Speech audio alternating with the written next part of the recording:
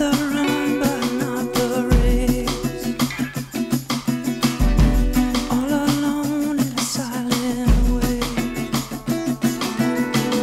World drifts in,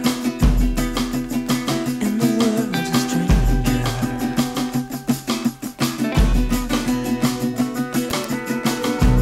In a life,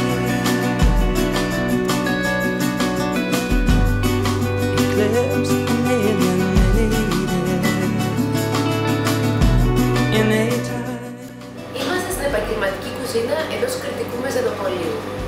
Όπως είδατε, μαζέψαμε από το ψυγείο τα βασικά συστατικά της μεσογειακής διατροφής.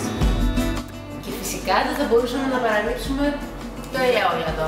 Έχουμε ό,τι συστήνει η μεσογειακή διατροφή για καλύτερη υγεία της καρδιάς, προστασία εναντίον του καρκίνου, των εγκεφαλικών παθήσεων και άλλων πολλών. Το ψωμί, ξηρή καρπή, λαχανικά και το ελαιόλαδο.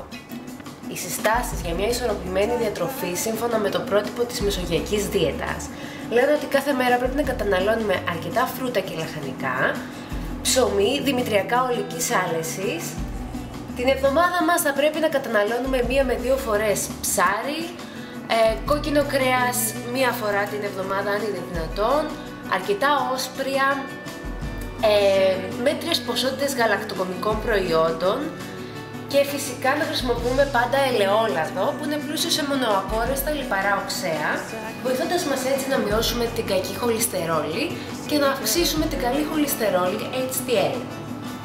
Η ξηρή καρπή είναι πλούσια πηγή ω3 και ω6 λιπαρών οξέων που βοηθούν στην καλύτερη λειτουργία του εγκεφάλου μας.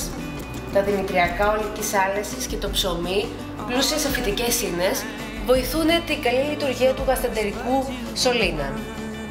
Τα λαχανικά και τα φρούτα πλούσια σε βιταμίνες και μεταλλικά στοιχεία δεν πρέπει να λείπουν από το καθημερινό μας διαιτολόγιο.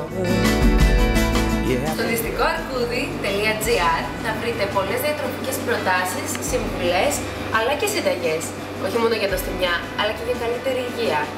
Γεια σας!